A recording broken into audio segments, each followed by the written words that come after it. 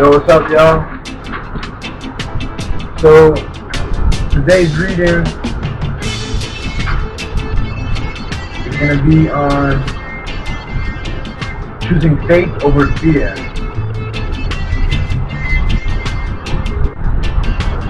Don't put your faith in fear. Every day, all through the day, you have choices.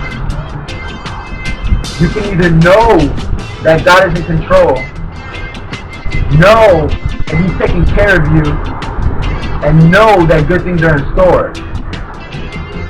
Or you can go around worried, expecting the worst, wondering if you will make it.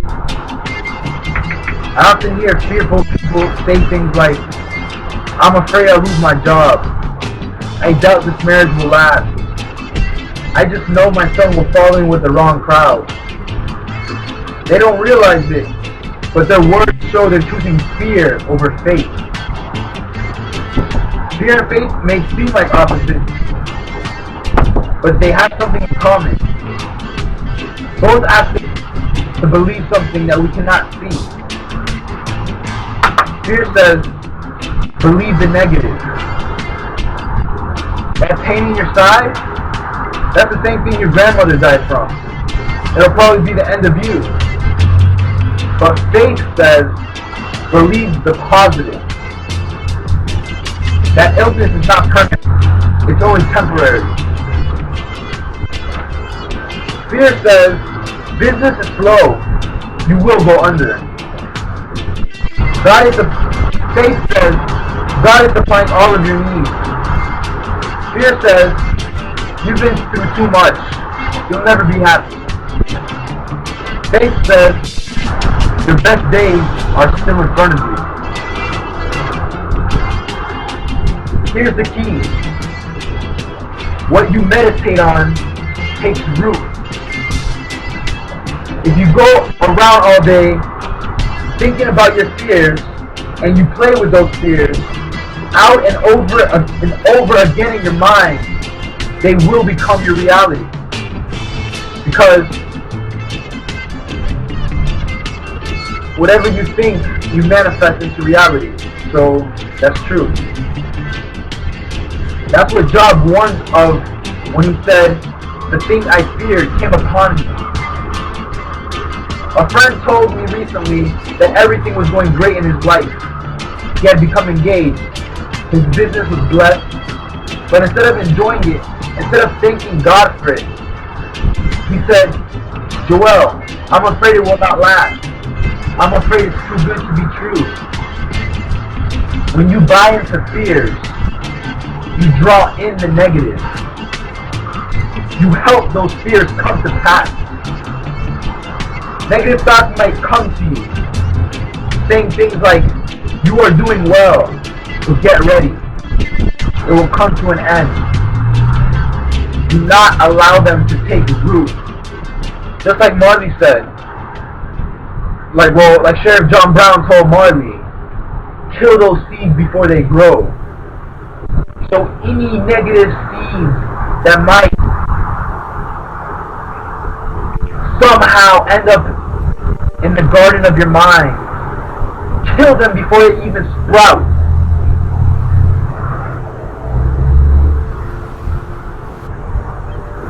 Switch over into faith and pray. Jah, you said your favor will last for a lifetime. You said goodness and mercy will follow me all days of my life. Choose faith over fear. None of us is immune to fear. A while back, I was facing a potentially bad situation. It had gone on for months and months. Every morning, the dread and the fear hit me first thing. This will not work out. It will cause a lot of heartache. You might as well plan for defeat. Fear will try to dominate your thoughts. If you allow it, fear will keep you awake at night. Fear will steal your joy, steal your enthusiasm. Those fears followed me around like a dark cloud. But one day, I heard God say something. Not out loud, It was just an impression deep within. He said, Joel, if you worry about this and you keep mulling over all the reasons why it will not work out, then because of your worry, you will allow that to come to pass. But if you will trust me and use that same energy and redirect it into knowing instead of worrying, then I will turn it around and cause it to work to your advantage. When I heard that, I found a new perspective. I realized that worry and fear, which I mentioned in my previous videos, are the top 1 and 2 selling products that Satan sells on this planet. I realized that worry and fear and wrong thinking are not simply bad habits. They allow the negative to come to pass. I made a decision from that moment on. I would not worry about the bad situation anymore. When I was tempted to get discouraged, I used that temptation as a reminder to thank God that He was in control, and to thank Him that He was fighting my battles with me. Several months later, that situation resolved in my favor, and it turned out better than I could have imagined. It was as if God had to put an exclamation point on it saying, see Joel, if you'll just believe. Scratch that. I don't like the word believe, because when you believe, that's when you can get mashed up. You must know what you know. If you'll just trust me, I'll not only bring you out, I'll bring you out better off than you were before. Focus on your faith. Let God deal with your fears. Like Mark said, we found a way to cast away our fears forever. We have so many opportunities to be fearful in these times. People are concerned about the economy, worried about their health, fearful for their children. But God says to you what He says to me. Do not use your energy to worry. Use your energy to believe. Scratch that. To know. Do you know that it takes the same amount of energy to believe as it does to worry? It's easy. It's just as easy to say, God is supplying all of my needs, as it is to say, I will never make it. It takes the same amount of effort to say, I will live a long, healthy life, as it does to say, I don't think I'll ever get well. When someone expresses fear about being laid off, I understand the concern. Your fears may be valid too, but you can't go around meditating on them, expecting the worst, expecting to have a bad year. When you dwell on your fears, you use your faith in reverse. Instead of constantly worrying, simply say, God, my life is in your hands. I know you're guiding and directing my steps. And I'm not expecting defeat. I'm not expecting failure. I'm expecting to have a blessed year.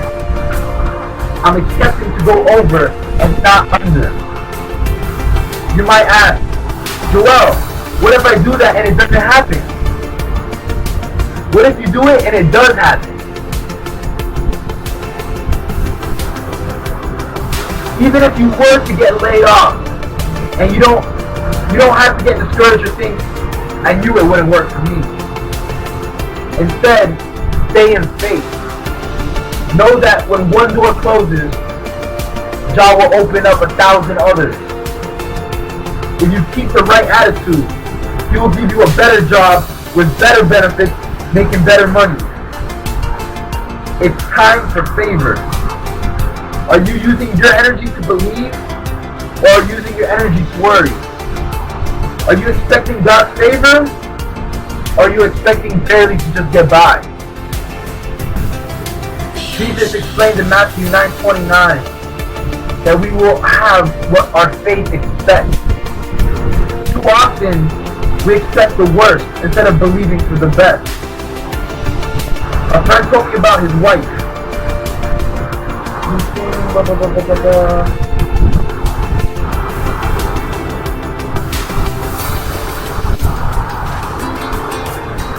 It's censored, but I don't really want to read it back because it says great expectations makes for great lies. But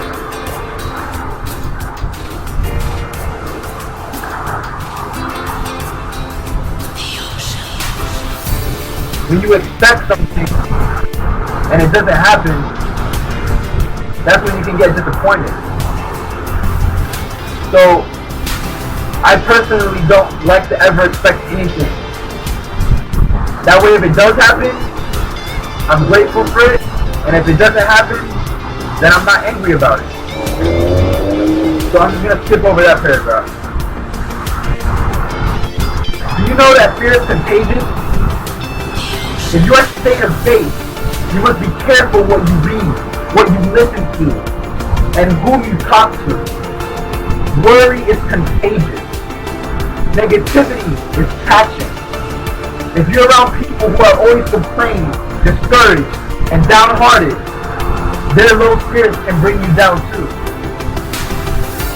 Psychologists did a study in which they gave a group of people a mild electrical shock.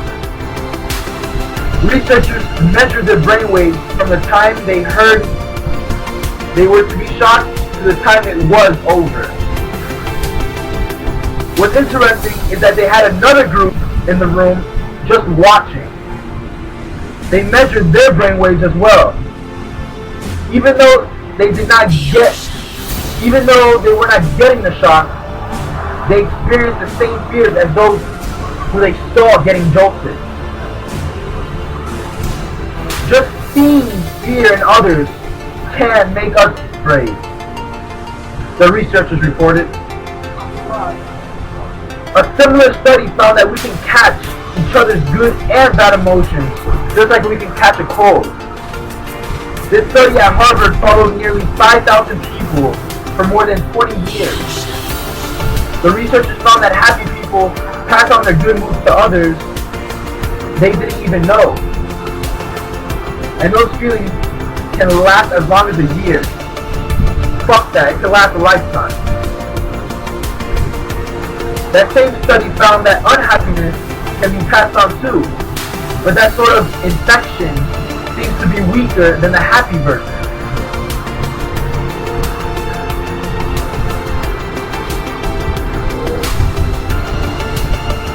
The scientists said that a friend's happy face has a more positive influence on you than a $5,000 raise. The message is that even in tough economic times, hanging out with happy friends and family members can keep your spirits high. So if your friends are constantly complaining, talking about how bad it is and how they will not make it, my advice is to stay clear of their doom and gloom. Find some new friends. Get rid of the bad news bears. Their worry, their fear, their discouragement are contagious. If you stay around them long enough, there's a good chance you will catch what they have. I know you love your friends. You don't have to be rude. Don't go announce to them tomorrow morning, "Joel told me you're a contagious man. I'm staying away from you." Please, be more tactful than that. And do me a favor, don't use my name either. You can be kind, you can be respectful, but gradually pull back and don't spend as much time with them and their dark moods. You shouldn't go to lunch every day with somebody who is always crying the blues and talking about how bad the economy is. You can't do that without it affecting you. Maybe you can't always escape the doom and gloom crowd. Maybe a coworker is like that and you don't have a way to avoid that. Perhaps you marry someone with dark moods. If that's the case, God will give you the grace to overcome. Still, When you are around depressing Debbies and gloomy Gustuses, make sure you take heavy doses of faith, heavy doses of hope. Keep a happy heart. Do you know your foods affect your health? Jeff, a friend of mine, found this out the hard way. His co-workers decided to play a trick on him. He went to work one morning feeling great, just as happy as he can be. When he walked in, the receptionist asked, "Are you feeling okay today?" "Yeah, I feel great," Jeff said. "Why do you ask?" "I don't know," the receptionist replied. "You just look a little different. You look a bit pale."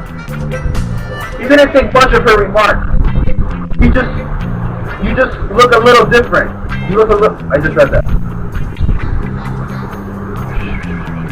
He didn't think much of her remark.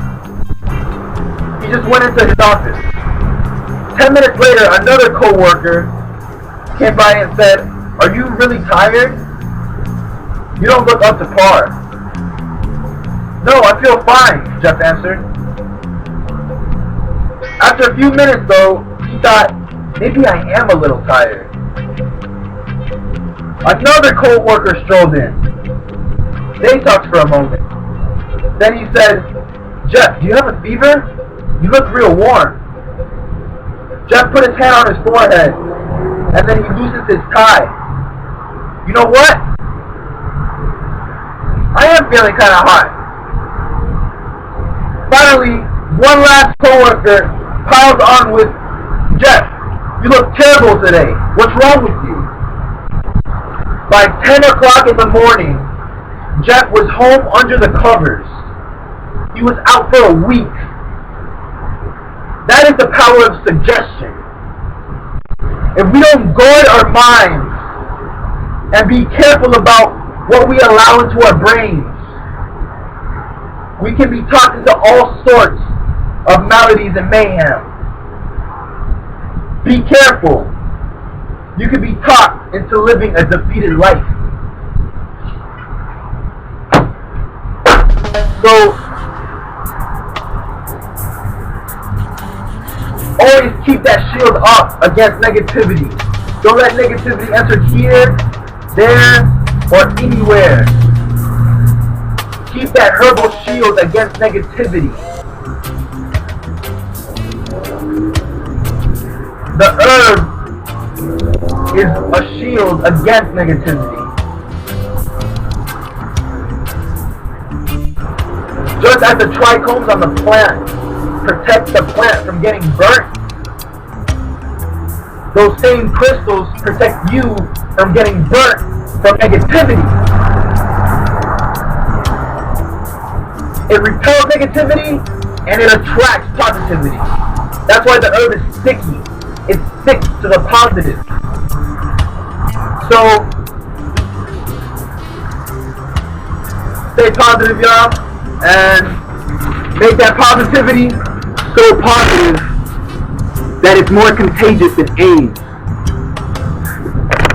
I love you guys. Peace.